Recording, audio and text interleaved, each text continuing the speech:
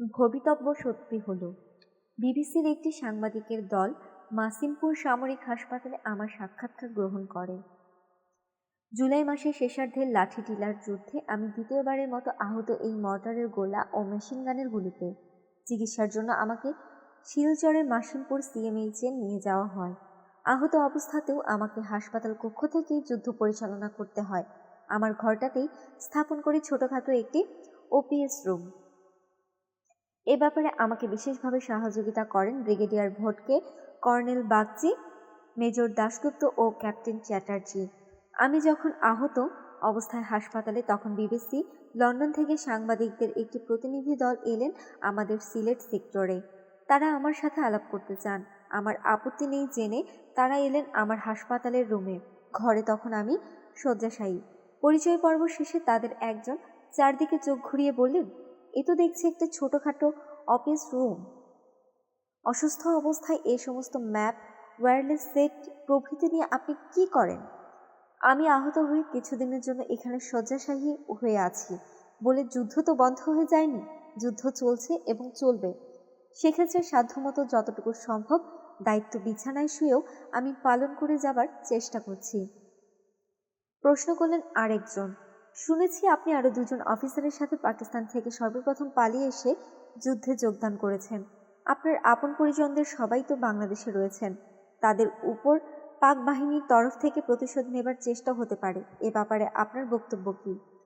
আমাদের স্বাধীনতা সংগ্রাম জাতীয় সংগ্রাম। এই সংগ্রামে অবদান রাখার পবিত্র দায়িত্ব পালন করার জন্যই আমি পালিয়ে এসেছি। আজ বাংলাদেশের প্রায় প্রতিটি পরিবার থেকেই সদস্যরা এসে যোগদান করেছেন মুক্তিযুদ্ধে। দেশকে শত্রুর কবল থেকে স্বাধীন করার জন্য মুক্তিযুদ্ধে ঝাঁপিয়ে পড়েছেন তারা। তাদের এই সিদ্ধান্তের পরিপ্রেক্ষিতে তাদের পরিবার পরিজনদের ভাগ্যে যা ঘটবে, আমার আত্মীয় স্বজনদের ভাগ্যেও ঠিক তাই ঘটবে। অতএব এ নিয়ে আমরা চিন্তিত করার কিছু নেই। আপনজনদের শত্রুর পাশবিক নির্যাতনের হাত থেকে রক্ষা করতে হলে দেশকে স্বাধীন করতে হবে। তাই তো আমরা মরণপণ যুদ্ধ করে যাচ্ছি, দেশকে শত্রুমুক্ত করে যত তাড়াতাড়ি সম্ভব আজাদি লাভ করার লক্ষ্যে। স্বাধীনতার প্রশ্নে কোনো আপোষ নেই। দেশকে স্বাধীন করে ছাড়বই ইনশাল্লাহ। আমার জবাব শুনে তাদের একজন মন্তব্য করেছিলেন, আপনাদের মতো সন্তান যে দেশের জন্ম দিয়েছে তার স্বাধীনতা পৃথিবীর কোনো শক্তি রোধ করতে পারবে না। ভদ্রলোকের কথাগুলো আজও মনে আশার আলো জোগায়। ভবিষ্যৎ সম্পর্কে আশাবাদী হয়ে উঠি।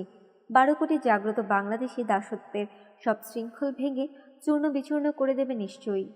স্বাধীন মর্যাদাশীল জাতি হিসেবে সব চক্রান্তের জাল ছিন্ন ভিন্ন করে দিয়ে মাথা উঁচু করে দাঁড়াবেই একদিন। আমাদের সাথে সাংবাদিকদের সাক্ষাৎকারটি পরে বিবিসি থেকে প্রচারিত হয়েছিল। এ প্রচারণা থেকেই আমার আত্মীয় স্বজনরা সর্বপ্রথম জানতে পারেন আমি পাকিস্তান থেকে পালিয়ে এসে মুক্তিযুদ্ধে যোগ দিয়েছি। অবিস্মরণীয় বিবাহ। বিবাহ পূর্ব নির্ধারিত বিষয় হলেও আমার বিয়েটা ছিল অস্বাভাবিক এবং ঐতিহাসিক। বেশ কিছুদিন যাবৎ কলকাতার সাথে কোনো যোগাযোগ নেই। আমার আহত হওয়ার খবরটা নিম্মিকে জানাইনি ইচ্ছে করেই। বেচারি অযথা চিন্তিত হয়ে পড়বে খবরটা শুনে। কিন্তু আমি না জানালেও থিয়েটার রোড থেকে খবরটা অতি সহজেই ওর কানে পৌঁছাতে পারে। শুয়ে শুয়ে এই সমস্তই ভাবছিলাম। কিছুক্ষণ আগে ফ্লাইট লেফটেন্যান্ট কাদের, মুক্তিযুদ্ধ কমান্ডার বাবু ও আতিক এসেছিল। ওদের সাথে অপারেশনাল এবং অ্যাডমিনিস্ট্রেটিভ কিছু বিষয় নিয়ে দীর্ঘ আলোচনার পর তারা ইনস্ট্রাকশনস নিয়ে ফিরে গেছে। একান্ত অবসরে খুব কমই পাওয়া যায়, কেউ না কেউ আসছেই। মুক্তিযোদ্ধাদের বিভিন্ন সমস্যা, বেশ ব্যস্ততার মধ্যেই আমার সময় কেটে যায়। ডাক্তার নার্সরা অনেক সময় লোকজনদের আসা যাওয়ার ভিড় দেখে আমাকে এসে উপদেশ দেন বিশ্রাম নেবার জন্য। হাসি মুখে তাদের আন্তরিকতার প্রতিদান দেয়া ছাড়া আমার পক্ষে আর কিছুই করা সম্ভব হয় না। মিসেস ভটকে প্রতিদিন খাবার পাঠাচ্ছেন হাসপাতালে। তার স্নেহের ঋণে আবদ্ধ হয়ে থাকতে হবে সারা জীবন। হঠাৎ একাকিত্ব যেন আমায় পেয়ে বসলো। মনটাও কেমন যেন উদাস হয়ে গেল। নিম্মিকেই বিশেষ করে মনে পড়ছিল। স্মৃতিমধুর অতীত মনের পর্দায় ভেসে উঠছিল। কিছুক্ষণের জন্য তলিয়ে গিয়েছিলাম অতীত স্মৃতি মন্থনে। হঠাৎ দেখলাম দরজায় 3 জন এসে দাঁড়িয়েছে। মাহবুব ও ফারুক, দুজনই আমার প্রিয় গেরিলা কমান্ডার। কিন্তু তাদের সাথে তৃতীয় ব্যক্তিকে দেখে চমকে উঠলাম। নিজের চোখকেই ঠিক বিশ্বাস হচ্ছিল না। কাছে আসতেই পরিষ্কার হয়ে গেল সব। বাপ্পিই বটে। এ কি, তুই এখানে? আশ্চর্য হয়ে গিয়ে বিছানে উঠে বসলাম। থাক থাক, উঠতে হবে না বলে বাপ্পি এগিয়ে এসে আমাকে জড়িয়ে ধরল। উষ্ণ আবেগে কিছুক্ষণ স্তব্ধ হয়ে রইলাম দুজনেই, দুজনকে জড়িয়ে ধরিয়ে। ইতিমধ্যে মাহবুব বাপ্পিকে শয্যার পাশে একটি চেয়ারে টেনে নিয়ে বসাতে বলল। কিরে বাপ্পি, তুই এখানে এলি কি করে? পথ চিনলি কি করে? জানলেই বা কি করে আমি এখানে আছি? আগে বল, আহত হবার কথা তুই আমাদের কেন জানাসনি? পাল্টা প্রশ্ন বাপ্পির। কেন জানাইনি সেটা সত্যি কি বুঝতে পারছিস না? আমরা উদ্বিগ্ন হতাম ঠিকই, বিশেষ করে নিম্নি, কিন্তু তবুও খবরটা তোর জানানো উচিত ছিল। তার যুক্তি মেনে নিলাম, ঝগড়া করে লাভ নেই, আমার ভুল হয়েছে মেনে নিলাম, কিন্তু তুই হঠাৎ করে এখানে কেন? তোর আহত হবার খবর নূর ভাই এবং সালাউদ্দিন ভাই নিজেরা বাসায় এসে আমাদের জানান। খবরটা জানিয়ে ওরা অবশ্য নিম্মিকে বোঝাতে চেষ্টার কোনো ত্রুটি করেননি যে তুই ভালোই আছিস, ভয়ের কোনো কারণ নেই, কিন্তু তাদের সে সান্ত্বনা বাণী নিম্মি পুরোপুরি মেনে নিতে পারছিল না কোনো মতেই। তার একই সন্দেহ, ওরা তার কাছে আসল অবস্থা লুকাচ্ছেন। নিম্মির সে কি কান্না! সাথে সাথে খাওয়া দাওয়াও ছেড়ে দিল। ওর অবস্থা দেখে আমি আর ঠিক থাকতে পারলাম না। ওকে বললাম, ঠিক আছে, আমি নিজেই যাচ্ছি শিলচরের ডালিমের অবস্থা দেখে আসতে। কিন্তু বাদ সাধলেন বাবা মা। তারা বললেন, কানাডা যাবার সব কিছু ঠিক হয়ে গেছে, এই অবস্থায় শিলচর যাবার প্রশ্নই ওঠে না। ও, তুই আর নিম্মি কানাডা যাচ্ছিস বুঝি? কিছুটা অবাক হলাম। হ্যাঁ, আমাদের দুজনের মতের বিরুদ্ধেই বাবা আমাদের গামু কাকুর কাছে পাঠাবার সব বন্দোবস্ত করে ফেলেছেন। মা দিব্যি দিয়েছেন আমরা না গেলে তিনি আত্মহত্যা করবেন। এই অবস্থায় আমাদের কি আর করার আছে বল? কিন্তু নিম্মি কিছুতেই যেতে রাজি হচ্ছে না। এর জন্য ওর উপর বাবা মা ভীষণ খ্যাপা, মারধর করেও তাকে খেতে হচ্ছে বেতন। ওর এক কথা, তোকে এই অবস্থায় রেখে সে কলকাতার বাইরে এক পাও নড়বে না। প্রয়োজনে সেও আত্মহত্যাই করবে, তবু কানাডা যাবে না কিছুতেই। এ বিষয়ে নিয়ে বাড়িতে এখন অশান্তির ঝড় বয়ে যাচ্ছে। সব দিক সামলাতে পারছি না কিছুতেই। বিশেষ করে নিম্মির যে অবস্থা, কোনো একটা অঘটন ঘটে যাওয়া অসম্ভব কিছুই নয়। অবস্থা দেখে আমিও বাবাকে মুখের উপর বলে ফেললাম, ডালিমকে না দেখে কানাডায় আমিও যাব না। আমার দৃঢ়তায় অবশেষে বাবা মা রাজি হলেন আমাকে আসতে দিতে। আমার আসার অনুমতি পাওয়াতে নিম্মি বেচারিও কিছুটা আশ্বস্ত হয়েছে। ওকে কথা দিয়ে এসেছি, তোর যথাযথ ব্যবস্থা করেই আমি ফিরব। প্রয়োজন হলে কলকাতায়ও নিয়ে যাব তোকে। তারপর ট্রেনে করে শিলচর স্টেশনে নেমে মুক্তিযোদ্ধাদের সদর দফতর খুঁজে পেতে এতটুকু বেগ পেতে হয়নি আমার। ওখান থেকে মাহবুব ও ফারুককে সঙ্গে দিয়ে দেওয়া হলো। তারাই পথ দেখিয়ে নিয়ে এলো এখানে। মজার কথা কি জানিস, শিলচর পৌঁছে সবচেয়ে অবাক হয়ে গিয়েছিলাম এটা দেখে যে বাপ্পি নামটার মাধ্যমে আমি এখানে বহুলভাবে পরিচিত। হ্যাঁ, মাহবুব ফারুক দুজনেই আমার অত্যন্ত স্নেহভাজন। ওরা ছাড়াও আরও অনেকেই তোদের ব্যাপারে সব কিছুই জানে। কথার ফাঁকে নার্স চা নাস্তা রেখে গিয়েছিল।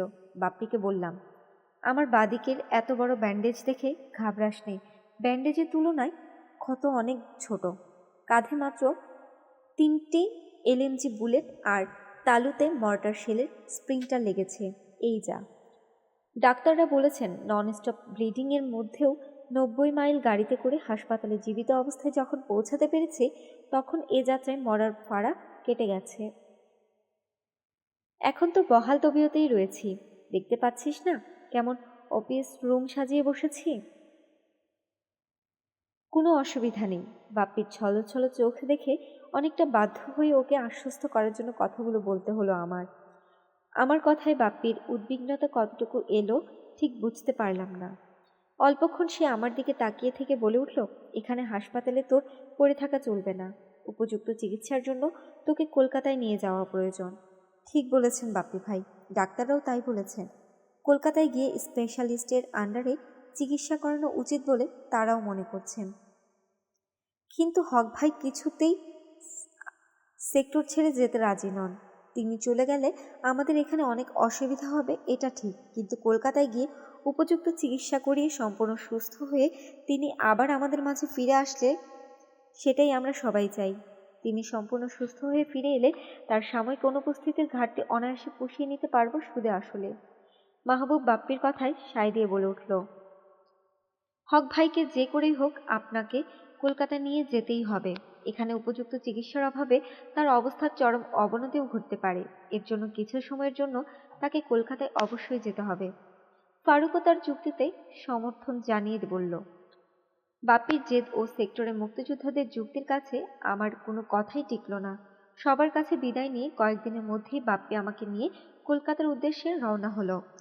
বাই রোড আমরা গৌহাটি পৌঁছালাম। সঙ্গে এলো আমার প্রিয় গেরিলা কমান্ডাররা। গৌহাটি থেকে প্লেনে কলকাতায়। সবাইকে ছেড়ে আসতে ভীষণ খারাপ লাগছিল। ওরা সবাই অশ্রুসিক্ত আবেগে বিদায় দিয়েছিল আমাদের। কথা দিয়েছিলাম যত তাড়াতাড়ি সম্ভব চিকিৎসা সেরে ফিরে আসব। কলকাতায় ফিরে বেশ কিছু পরিবর্তন লক্ষ্য করলাম। ক্যাপ্টেন সালাউদ্দিন তখন হেডকোয়ার্টার্সে গোয়েন্দা বিভাগের দায়িত্ব নিয়োজিত হয়েছেন। ক্যাপ্টেন নুরুল ইসলাম শিশু স্বাস্থ্যগত কারণে সেক্টর থেকে হেডকোয়ার্টার্সে স্টাফ অফিসার হিসেবে যোগদান করেছেন। তিনি নাকি সেক্টরে অসম্ভবভাবে স্নায়ু দুর্বলতা এবং মানসিক রোগে ভুগছিলেন। যুদ্ধক্ষেত্রে বাস্তবতা কিছুতেই নাকি তার পক্ষে মেনে নেওয়া সম্ভব হচ্ছিল না। মেজর মইনুল ইসলামকে যুদ্ধক্ষেত্রে কাপুরুষতা ও ভুল নেতৃত্বের জন্য কমান্ড থেকে অব্যাহতি দিয়ে হেডকোয়ার্টার্সে ডেকে পাঠানো হয়েছে। তিনি কিছুদিন যাবৎ হেডকোয়ার্টার্সেই অবস্থান করছিলেন। যুদ্ধকালীন সময়ে কলকাতায় বেশ কিছু পরিবারের সাথে আমার বিশেষ ঘনিষ্ঠতা গড়ে উঠেছিল। তাদের মধ্যে মিত্রিমাসি, ডক্টর গনি এবং তার পরিবার, অরূপদা ও পারমিতা বৌদি, জনাব আয়ুব ও তার স্ত্রী গৌরীদি, প্রীতিশ নন্দী ও তার স্ত্রী রীনা, ইন্দু প্রমুখের নাম বিশেষভাবে উল্লেখযোগ্য। তাদের কাছে থেকে মুক্তিযুদ্ধ হিসেবে অসীম ভালোবাসা ও সহানুভূতি পেয়েছিলাম। তারা সবাই আমাদের মুক্তিযুদ্ধের সমর্থনে বিভিন্নভাবে প্রচুর অবদান রেখেছিলেন। যুদ্ধের বিবরণ ও অগ্রগতি সম্পর্কে আমাদের কাছ থেকে শুনতে তারা সর্বদাই বিশেষভাবে উদ্গ্রীব হয়ে থাকতেন। বাঙালি জাতীয়তাবাদী চেতনা তাদের সবার মধ্যেই ধরা পড়ত প্রকটভাবে। কিন্তু যখনই তাদের বলেছি সাহিত্য শাসনের দাবি জানিয়ে ব্যর্থ হয়ে স্বাধীনতার জন্য আমরা তো সংগ্রাম করে যাচ্ছি, কিন্তু পশ্চিমবাংলার আপনারা নিশ্চুপ হয়ে কেন্দ্রীয় শোষণ এবং জাতীয় নির্যাতন সহ্য করছেন কেন? পুরো বাঙালি জাতির মুক্তির জন্য আপনাদের কি কিছুই করার নেই? এই ধরনের আলোচনায় সর্বদাই তারা পাশ কাটিয়ে যেতেন অথবা থাকতেন চুপ করে। কখনো যুক্তি দেবার চেষ্টা করতেন বাংলাদেশের সাথে তাদের অবস্থাকে তুলনা করা ঠিক নয়। বেশ অস্বস্তিকর অবস্থায় পড়ে যেতেন তারা এ ধরনের বিতর্কে। তাই আমরাও এ সমস্ত ব্যাপারে তেমন বিশেষ উচ্চবাচ্য করতাম না। সময় সময় আমরা এ ধরনের কথাও তাদের বলেছি।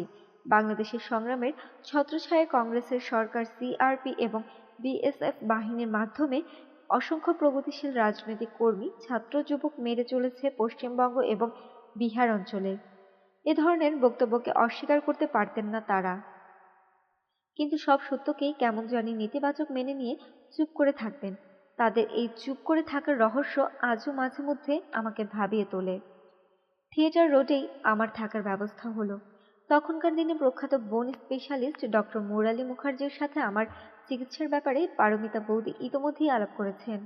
আমার ক্ষত পরীক্ষা করে তিনি বললেন, গান পাউডার এবং বুলেট ইনজুরির ফলে খারাপ ধরনের ইনফেকশন দেখা দিয়েছে।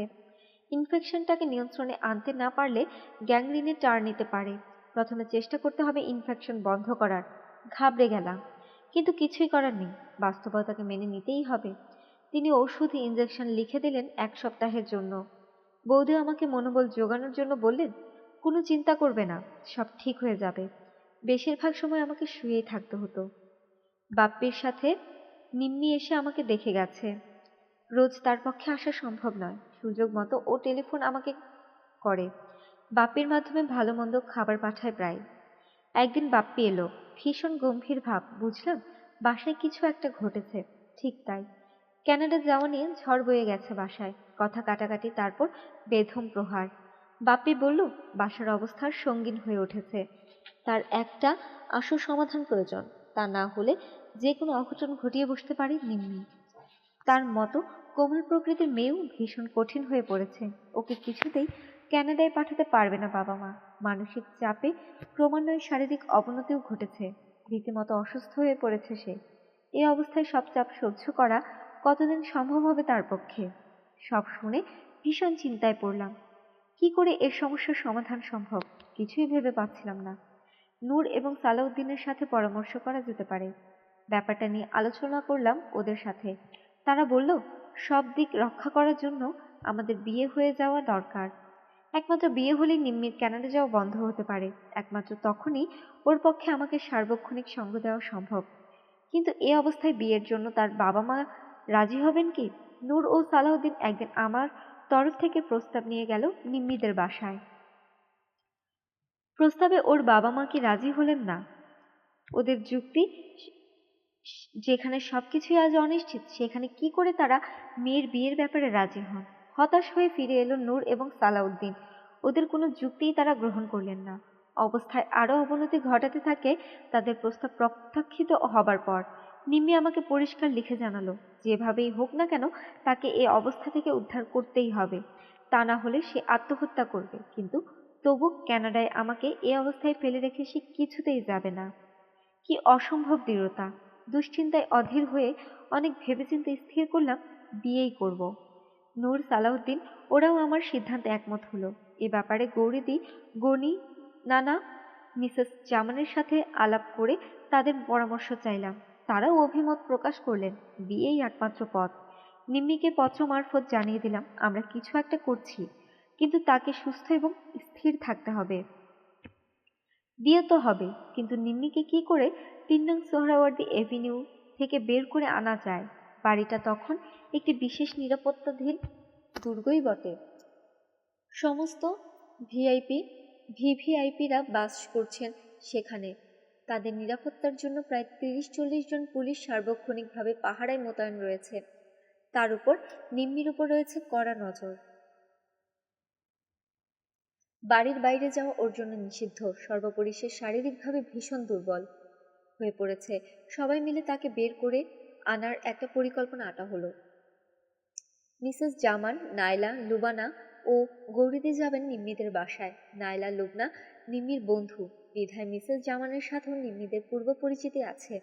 নায়লা, লুবনা এবং মিসেস জামান বাংলাদেশ সাংস্কৃতিক দল গঠনের জন্য বিশেষভাবে উদ্যোগী হয়ে কাজ করছিলেন, সেটা তখন প্রায় সর্বমহলেই জানা।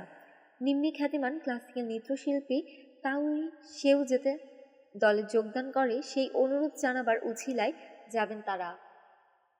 ঠিক হলো কথার ফাঁকে নায়লা ও লুবনা নিম্মিকে যে করেই হোক কোনো মতে বাড়ি থেকে বের করে নিয়ে আসবে।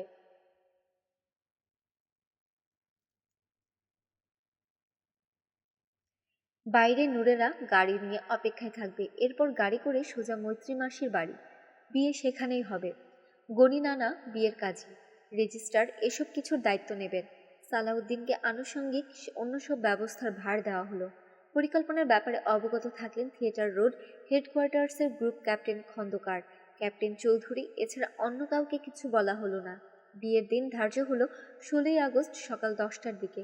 নায়লারা গিয়ে উপস্থিত হলো ৩ নং সোহরাওয়ার্দী এভিনিউতে। প্ল্যান মতো আলাপের এক ফাঁকে নায়লা এবং লুবনা বাসার ঘর থেকে গিয়ে হাজির হলো নিম্মির ঘরে। সেখানে পৌঁছে নিম্মিকে লায়লা বলল, এক্ষুনি চলো আমাদের সাথে, আজ তোমার বিয়ে। প্রথমটাই হতচকিত হয়ে গিয়েছিল নিম্মি, কিন্তু মুহূর্তেই বুঝে নিল সবকিছু। অসীম সাহসের পরিচয় দিয়ে এক কাপড়ে বাসা থেকে বেরিয়ে আসার সিদ্ধান্ত নিয়ে প্রস্তুত হয়ে উঠে দাঁড়ালো নিম্মি। যে কোনো কুমারী মেয়ের পক্ষে এ ধরনের সিদ্ধান্ত গ্রহণ করা একটি অসম্ভব দুরূহ কাজ। নিম্মির ভালোবাসার একনিষ্ঠতা এবং গভীরতায় সেদিন শক্তি জুগিয়েছিল অসম্ভবকে সম্ভব করে তুলতে। শারীরিক অসুস্থতা এবং স্নায়ু দুর্বলতার জন্য বেচারি হাঁটতেও পারছিল না ঠিকমতো। নায়লা ও লুবনা ওকে দুদিক থেকে ধরে প্রায় বহন করে পেছনের সিঁড়ি দিয়ে কোনো মতে অতি কষ্টে নামিয়ে নিয়ে এলো গেটের বাইরে। সেখান থেকে সোজা মৈত্রী মাসির বাসায় নূর নিয়ে এলো সবাইকে।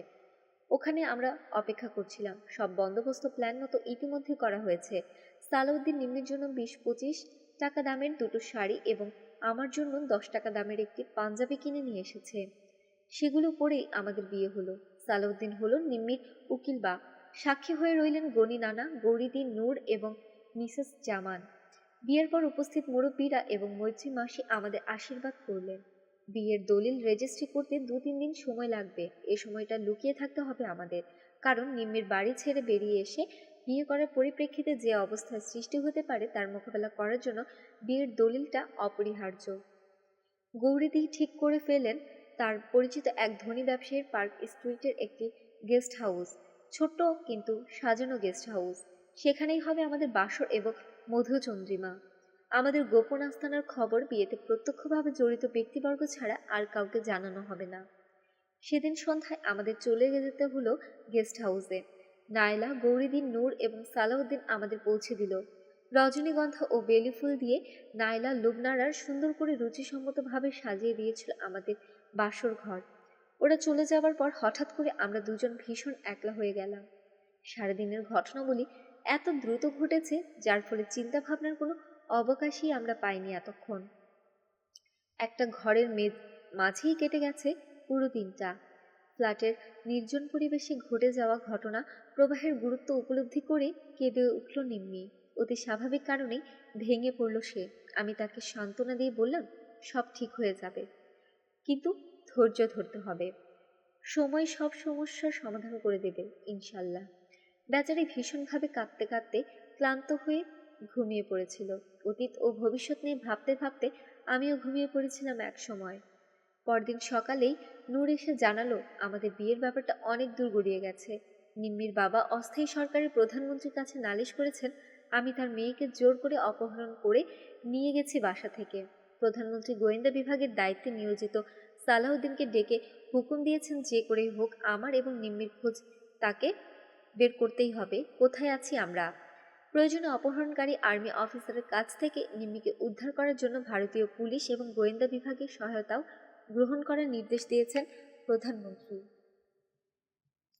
কিন্তু বিয়ের দলিল রেজিস্ট্রি হয়ে যাতে না আসা পর্যন্ত কিছুই কাউকে বলার উপায় নেই। ক্ষিপ্ত হয়ে উঠেছেন কর্নেল ওসমানীও। ডিসিপ্লিন ভঙ্গ করে অন্যায়ভাবে জোর করে ভদ্রলোকের মেয়েকে যে অপহরণ করতে পারে তার কঠোর সাজা হওয়া উচিত। একই সাথে তিনি ভীষণভাবে দুঃখিতও হয়েছেন। নূরকে বলেছেন ডালিমের মতো যোগ্য অফিসার কি করে এ ধরনের কাজ করতে পারে সেটা তিনি কিছুতেই ভেবে পাচ্ছেন না। নূর আমাদের সাবধান করে দিয়ে বলল, স্যার, আপনারা ঘরের বাহিরে যাবেন না দলিল হাতে না পাওয়া পর্যন্ত। গণি নানা চেষ্টা করছেন যত তাড়াতাড়ি সম্ভব দলিল রেজিস্ট্রি করার। দলিলটা হয়ে গেলেই সবাইকে বুঝিয়ে ব্যাপারটার আপোষ মীমাংসা করার উদ্যোগ নেওয়া হবে। একবার স্থির করেছিলাম বাপ্পিকে একটা ফোন করে সবকিছু জানিয়ে ওকে বলি আমরা ভালোই আছি, কিন্তু নূরের কথায় সেটা করা সম্ভব হলো না। 19 তারিখে আমাদের হাতে দলিল পৌঁছে গেল। সেদিনই সমস্ত ব্যাপারটা সালাউদ্দিন, নূর এবং group captain Khandaker colonel Osmani এবং তাজউদ্দিনকে বুঝিয়ে বললেন।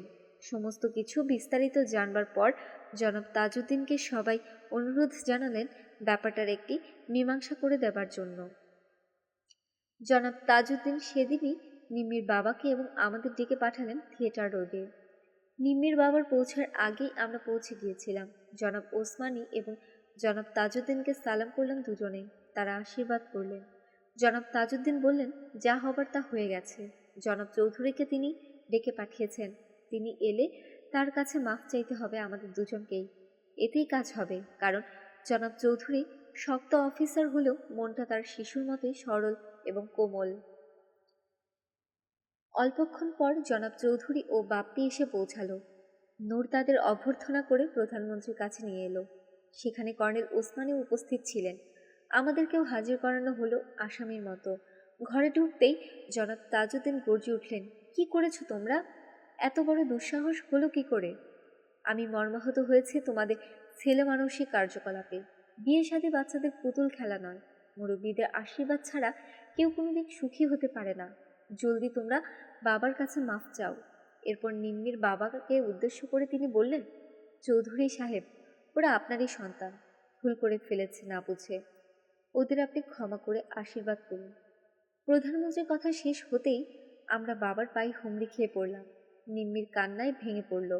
ওতেই মুখ্যম কাজ হলো। মোমের মতো গলে গেলেন চাচা, মানে নিম্মির বাবা। নিম্মিকে জড়িয়ে ধরে তিনিও কাঁদলেন। আমাকে টেনে তুলে জড়িয়ে ধরলেন বুকে। নূর, সালাউদ্দিন, ওরা সব তৈরিই ছিল। মিষ্টির প্লেট নিয়ে ঘরে ঢুকলো বেয়ারারা। এক আনন্দঘন পরিবেশ সৃষ্টি হলো থিয়েটার রোডে। চাচার কাছ থেকে জানতে পারলাম খালাম্মা মানে নিম্মির মা ভীষণভাবে আঘাত পেয়েছিল নিম্মির বাড়ি ছেড়ে চলে এসে বিয়ে করায়। তিনি ভীষণ জেদি এবং তীব্র অভিমানী। তার রাগ না কমলে বাড়িতে আমাদের যাওয়া ঠিক হবে না। এতে হিতে বিপরীত হবারই সম্ভাবনা। ঠিক হলো আরও কিছুদিন আমাদের গেস্ট হাউসেই থাকতে হবে। বাপ্পিকে সমস্ত ঘটনা থেকে বাদ রাখা হয়েছিল বলে সে ভীষণভাবে অভিমান করেছিল আমাদের উপর। অতি কষ্টে তার মান ভাঙাতে হয়েছিল আমাদের দুজনকে। বাবা চলে যাবার পর জনাব তাজউদ্দিন বলেছিলেন, দুজনে দুজনকে পছন্দ করে দুঃসাহসিকভাবে বিয়ে করেছ। এখন থেকে তোমরা দুজনেই হবে দুজনের অবলম্বন। দুঃখ করো না, সময় মতো সব ঠিক হয়ে যাবে। আমাদের বিয়েও হয়েছিল ঠিক তোমাদের মতো করেই, সবার অমতে। আমি আশীর্বাদ করছি তোমরা চিরসুখী হও। তাকে বিদায় জানিয়ে বেরিয়ে আসতেই নূর, সালাউদ্দিনরা সব আমাদের নিয়ে হাসি ঠাট্টায় পুরো থিয়েটার রোড মাতিয়ে তুলল। কর্নেল ওসমানীও এসে যোগ দিলেন আমাদের সাথে। সবাই সেদিন একসাথে রাতের খাওয়া খেলাম। বিশেষ খাবারের বন্দোবস্ত করা হয়েছিল সেদিন। বিদেশের মাটিতে জীবনের একটি বিশেষ গুরুত্বপূর্ণ সন্ধিক্ষণে সেদিন জনাব তাজউদ্দিন, কর্নেল ওসমানী, গ্রুপটি captain Khandakar, captain Chowdhury, captain Salahuddin, lieutenant Noor, Maitri মাসি, গৌরীদি, গনি নানা, মিসেস জামান, নাইলা, লুবনা, জনাব আয়ুব, প্রীতিশ নন্দী, রিনা, ইন্দু, ডক্টর মুখার্জি, অরূপদা এবং ওদের মতো অন্য সবার কাছ থেকে যে উষ্ণ আন্তরিকতা এবং নিঃস্বার্থ ভালোবাসা এবং সহযোগিতা পেয়েছিলাম সেটা জীবনে কখনোই ভোলা যাবে না। আমরা দুজনেই তাদের কাছে চিরঋণী হয়ে থাকবো সারা জীবন। এই কদিনের টেনশনে ঠিকমতো ওষুধপত্র খাওয়া হয়নি, ফলে চিকিৎসা বিঘ্নিত হয়েছে। তার পরিণামে হাতের ব্যথা হঠাৎ করে বেড়ে গেল। ব্যান্ডেজের নিচ থেকে পচা দুর্গন্ধ বেরোতে লাগলো। তাড়াতাড়ি ডক্টর মুখার্জির ওখানে আমাকে আবার যাওয়া হলো। ব্যান্ডেজ খুলে হাতের ক্ষতের অবস্থা দেখে তার মুখ কালো হয়ে গেল। তিনি বললেন, ঠিকমতো চিকিৎসা না হওয়ায় এবং ওষুধপত্র না খাওয়ায় হাতে গ্যাংগ্রিন শুরু হয়েছে। এ পচনকে রোধ করতে হলে অবিলম্বে অপারেশন করতে হবে, তা না হলে পুরো হাতটাই কেটে ফেলতে হতে পারে। ডাক্তারের কথা শুনে সবাই ভীষণভাবে ঘাবড়ে গেলেন। আমিও ঠিক বুঝতে পারছিলাম না কি করা উচিত। আমি হাসপাতালে ভর্তি হলে নিম্মি একা একা ফ্ল্যাটে কি করে থাকবে? আবার সাহায্যের মুক্ত হাত বাড়িয়ে দিলেন ডক্টর গনি। নিম্মি আমার মেয়ে, ও আমার বাসায় থাকবে। তুমি এ নিয়ে চিন্তা করো না, আজই হাসপাতালে ভর্তি হয়ে যাও। গনি নানার কথায় কিছুটা আশ্বস্ত হলাম। পারমিতা বৌদি আমার ভর্তির সব ব্যবস্থা করে দিলেন পিজি হাসপাতালে। আমার অপারেশন করলেন ডক্টর মুখার্জি।